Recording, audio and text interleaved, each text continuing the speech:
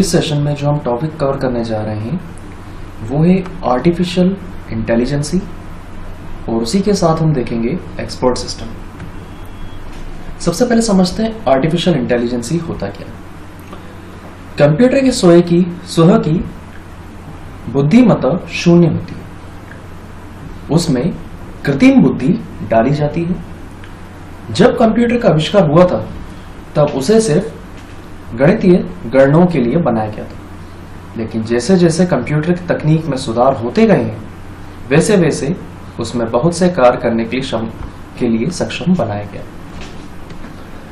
जब कंप्यूटर को डेवलप किया गया था तो मेनली उसका रीजन होता था कैलकुलेशन, और आज भी वो लॉजिकल कैलकुलेशंस पर ही काम करता है।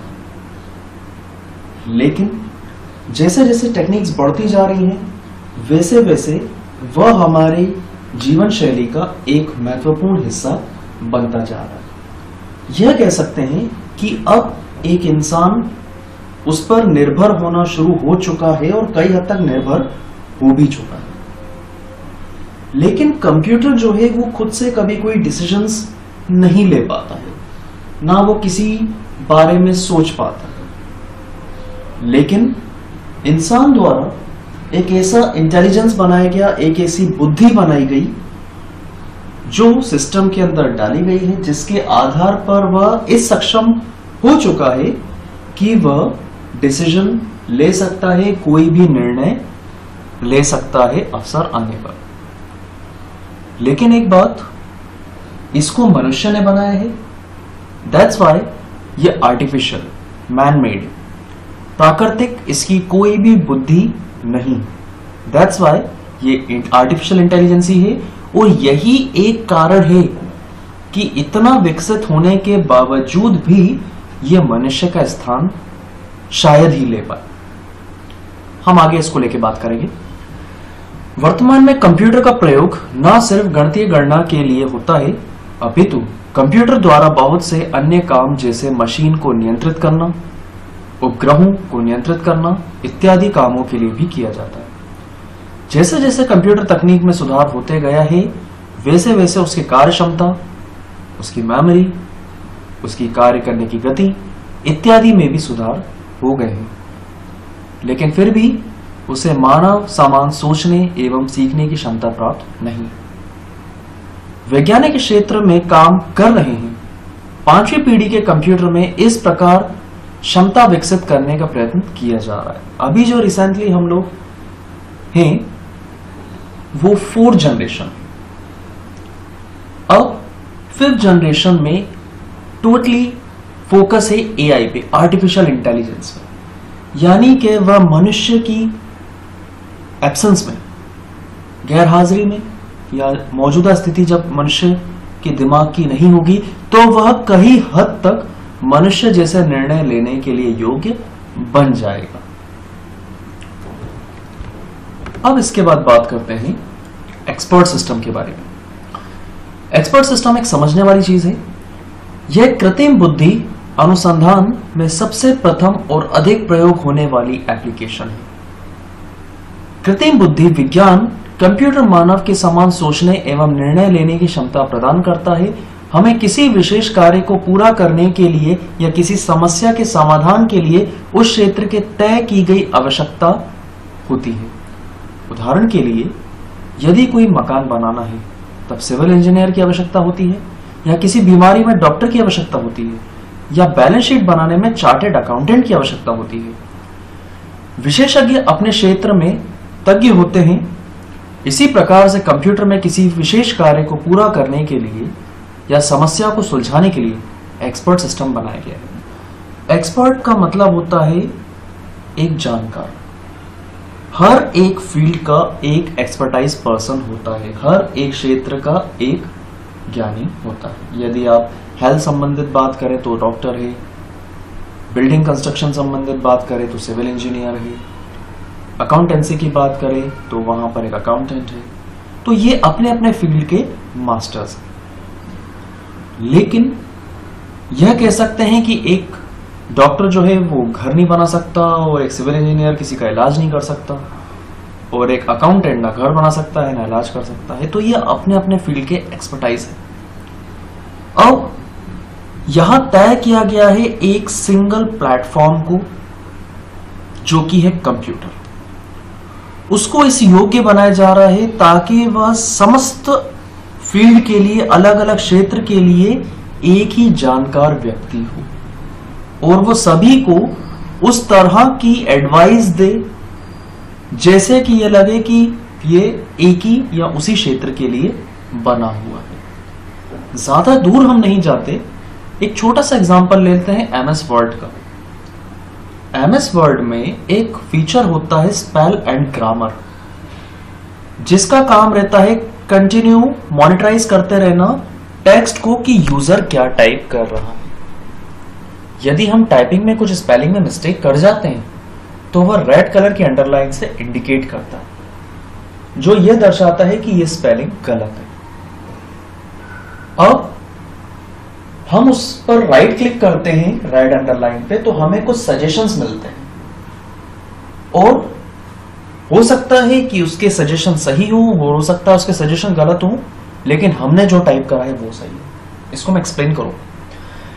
जैसे हम राइट क्लिक करते हैं तो हमें सजेशन देता है, यानी वो एक एक्सपर्ट है ग्रामर का। अगर हम ग्रामर मिस्टेक करते हैं तो वो ग्रीन कलर की अंडरलाइन देता है, कोई अंडरलाइन नहीं, मतलब सब कुछ सही है। तो वो हमें सलाह देता है कि आप जो टाइप कर रहे हैं वो गलत है, आप इनको इन नामों से सुधार सकते हैं। अब नो डाउट उसके जो सजेशंस है वो ऑलमोस्ट सही होते हैं, मैं पूरे नहीं कहूंगा, ऑलमोस्ट कहूंगा। लेकिन अगर आप किसी का नाम टाइप करें तो शायद उसमें स्पेलिंग मिस्टेक होती है, लेकिन स्पेलिंग उसकी सही है। तो आप क्या करते हैं, उसमें एक फीचर होता है add to dictionary. Add to dictionary बोलते ही वह आपसे सीखने भी लग जाएगा कि अच्छा इस तरह का भी कोई वर्ड होता है, वो आपसे सीख चुका है। फिर भविष्य में जब कभी भी उसी दिन, अगले दिन, महीना, साल, कभी भी आप वो वर्ड दोबारा टाइप करेंगे तो वह फिर उस पर कभी आपत्ति नहीं जताएगा। तो यह देखने वाली बात यह है कि यह एक ऐसी बुद्धि है जो मनुष्य से ही सीखती है और मनुष्य के हित के लिए ही काम करती है। आगे बढ़ते हैं। इस प्रकार से कंप्यूटर में किसी विशेष कार्य को पूरा करने के लिए, एक समस्या को सुलझाने के लिए एक्सपर्ट सिस्टम बनाया गया है। एक्सपर्ट सिस्टम ये विशेष प्रकार के सॉफ्टवेयर होते हैं जिसमें आर्टिफिशियल इंटेलिजेंसी का प्रयोग किया जाता है। इस प्रकार के सॉफ्टवेयर विशेष क्षेत्र में विशेषज्ञ या सलाहकार की तरह कार्य करते हैं तथा उस क्षेत्र की समस्याओं को सुलझाने में मदद करते हैं। इन सॉफ्टवेयर में सामान्य प्रोग्राम पद्धति का प्रयोग नहीं किया जाता।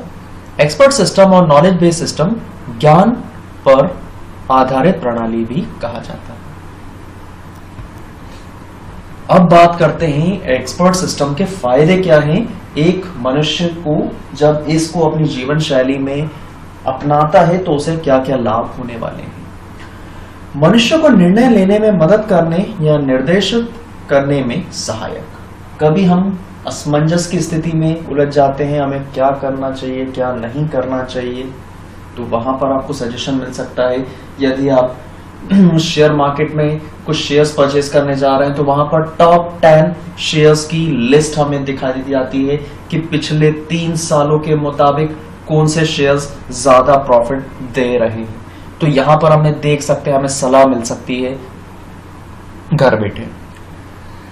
समस्या को परखना, निदान करना। मनुष्य द्वारा जाने अनजाने में हो जाने वाली भूल का सुधार भी ये करता है। इनपुट का विवेचन करना, वही बात। परिणामों की भविष्यवाणी करना, यानी अगर आप यहां पर कुछ इनपुट देते हैं तो यहां पर कई बार हमें कॉशंस, एरर्स मिलते हैं कि यदि आप ऐसा करना जा रहे हैं तो भविष्य में आपको कुछ नुकसान भी हो सकता है।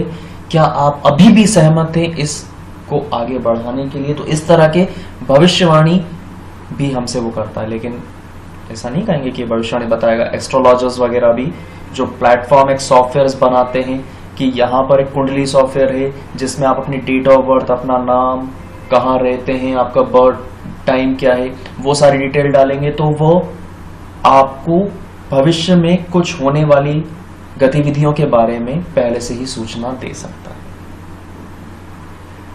मौसम का हाल भी इसी के अंदर आता है कि आने वाले 7 दिनों में मौसम का क्या हो सकता है, क्या हाल हो सकता है, इसको लेके थोड़ा बहुत आपको आगाह ये कई हद तक कर देता है। निष्कर्ष और न्यूनचित सिद्ध करना, किसी समस्या के लिए वैकल्पिक सुझावों को देना, जैसे कि स्पेल एंड ग्रामर इसका एक एग्जाम्पल है। आगे बात करते हैं डिसएडवांटेजेस के बारे में कि क्या क्या नुकसान उठाने पड़ सकते हैं एक्सपर्ट सिस्टम के साथ काम करते हुए। एक्सपर्ट सिस्टम के साथ कॉमन सेंस मुख्य मुद्दा है। जैसे एग्जाम्पल के लिए बात करें कि कभी एग्जाम फॉर्म हमें फिल करना होता है, तो यहाँ पर एक प्लेटफॉर्म बनाया गया कि फलाना तारीख तक आपको इतने बजे तक ऑनलाइन फॉर्म के लिंक एक्टिवेट रहेंगे, जैसे ही ये तारीख आ जाए और समय निकल जाए लिंक ऑटोमेटिकली डिसेबल हो जाए। अच्छी बात है, समय पर काम करना बहुत अच्छी बात है और ये होना भी चाहिए, लेकिन 100 में से एक बार ऐसा जरूर हो सकता है कि कोई स्टूडेंट अपना फॉर्म किसी कारणवश नहीं भर पाया, वो बहुत बुरी परिस्थिति में हो, ऐसा भगवान न करे किसी के साथ होना भी चाहिए, तो कई बार वो दिक्कत जेन्युइन भी हो सकती है। जैसे हम देखकर कई बार नीति नियमों के विरुद्ध जाकर उस काम को करते हैं, तो इस तरह के भावात्मक डिसीजन एक्सपर्ट सिस्टम नहीं ले सकता। ये एक लकीर, एक बिंदु पर काम करता है, ये होना है तब होना है, तो जब वो समय आएगा तब वो होकर ही रहेगा। वे कभी कभी कुछ गलत निर्णय भी ले सकता है क्योंकि उन्हें नियम और कानूनों का पालन करना पड़ता है। जैसा कि उन्होंने प्रोग्राम किया गया था, वह पूरी तरह से नए तरह की समस्या का समाधान नहीं दे सकते। इस तरह की चीजें वास्तव में प्रोग्राम करना कठिन है।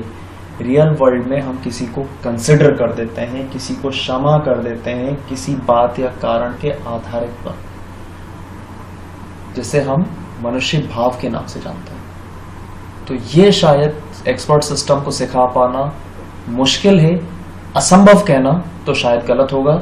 उसकी विकसित होने की गति को देखकर शायद ऐसा हो जाए, पर अभी तो नहीं। सेकंड पॉइंट है, मानव विशेषज्ञों की स्थिति के बारे में जानकारी होती है। इसका मतलब है कि वह कैसे महसूस करता है, वह स्थिति में कैसे प्रभावी है, लेकिन एक्सपर्ट सिस्टम को किसी भी स्थिति के बारे में कोई जानकारी नहीं होती। वह सामना करते हैं, जिसका वह सामना करते हैं। यानी कि ह्यूमन के अंदर एक नेचर होता है कंसिडर करने का, जो हमने पिछले पॉइंट में डिस्कस करा, उसी के आसपास ये पॉइंट भी जा रहा है कि परिस्थितियों के हिसाब से काम नहीं करता, यह महसूस नहीं करता किसी चीज को, ये एक ट्रू और फॉल्स के बेस पर ही काम करता है, लॉजिकल्स पर ही ये काम करता है। एक्सपर्ट सिस्टम आमतौर पर एक विशिष्ट डोमेन के लिए विकसित की जाती है, जबकि एक मानव विशेषज्ञ को एक से अधिक तरीकों या एक से अधिक क्षेत्रों में विशेष किया जाता है। इसलिए इस एक्सपर्ट सिस्टम की बड़ी खामी के रूप में भी माना जाता है। एक एक्सपर्ट सिस्टम के अंदर बनाई गई एप्लीकेशन एक ही तरह का काम करेगी, हालांकि कंप्यूटर एक है लेकिन एप्लीकेशन अलग अलग है, लेकिन वह एप्लीकेशन तो एक ही काम करेगी ना। लेकिन एक मनुष्य एक समय में एक से अधिक गतिविधियों को संभाल सकता है। लास्ट हम लोग बात करेंगे कि कौन कौन सी ऐसी एप्लीकेशंस हैं जहां पर एक्सपर्ट सिस्टम पाया गया है आर्टिफिशियल इंटेलिजेंसी के साथ। सबसे पहला है इंफॉर्मेशन मैनेजमेंट, काउंसलिंग के लिए इस्तेमाल होता है। Hospital and medical facilities, hospitals में यह इस्तेमाल होता है। लोन एनालिसिस, यह आपको इंटरेस्ट कैलकुलेट करके बताएगा। यदि आप कोई ईएमआई स्किप कर जाते हैं तो क्रेडिट स्कोर की गणना करके बताएगा कि आपका मार्केट में क्रेडिट स्कोर क्या है, क्या आपकी रेपुटेशन है। आपने अगर प्रीमियम समय पे नहीं भरी है तो इसका क्रेडिट स्कोर कितना गिरा है, आपको भविष्य में और लोन मिलने की संभावना है या नहीं है। तो ये सारा एनालिसमेंट एक क्लिक पे आपको करके बता दिया जाएगा।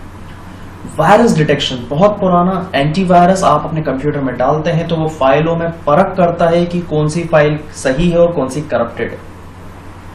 प्लानिंग एंड शेड्यूलिंग, यदि हम कोई शेड्यूल प्लान करते हैं, एक टाइम टेबल भी बनाते हैं टाइम टेबल सॉफ्टवेयर के थ्रू, तो वह हमें फ्री स्लॉट्स ऑटोमेटिकली निकाल के दे देता है। Financial decision making, knowledge publishing, यानी कि कहां इन्वेस्ट करना चाहिए, गोल्ड में इन्वेस्ट करना चाहिए, बैंक में आपको डिपॉजिट रखना चाहिए, या शेयर्स आपको परचेज करने चाहिए, या आपको SIPs करनी चाहिए, इन सारी चीजों को लेके मार्केट की स्ट्रेटेजी जानकर ये डिसीजंस आपको देता है। स्टॉक मार्केट ट्रेडिंग यानी कि कौन सा स्टॉक काफी ज्यादा ग्रोथ पे है, किसकी रेपुटेशन ज्यादा अच्छी है मार्केट में, किसको ग्रोथ मिलने के चांसेस हैं। तो इस तरह के ये सजेशंस जो एक व्यक्ति से हमको मिलते हैं, लेकिन व्यक्ति का एक समय होता है। आप वर्किंग आवर में उससे बात कर सकते हैं, आधी रात में उठा के आप उससे सलाह नहीं ले सकते कि मुझे कहाँ इन्वेस्ट करना चाहिए, कौन सा मार्केट स्टॉक में कौन सा अच्छा चल रहा है, कहने का मतलब है। तो आप उसे आधी रात में जगह के नहीं पूछ सकते, जगह भी दिया तो शायद वो आपको संतोषजनक जवाब ना दे। लेकिन कंप्यूटर है, ये 24/7 एक ही तरह काम करता है, जैसा दिन में वैसा शाम, वैसा सुबह वैसा रात, कोई फर्क नहीं किया जा सकता। तो इस सेशन में हम लोगों ने बात की थी आर्टिफिशियल इंटेलिजेंसी के बारे में और एक्सपर्ट सिस्टम के बारे में।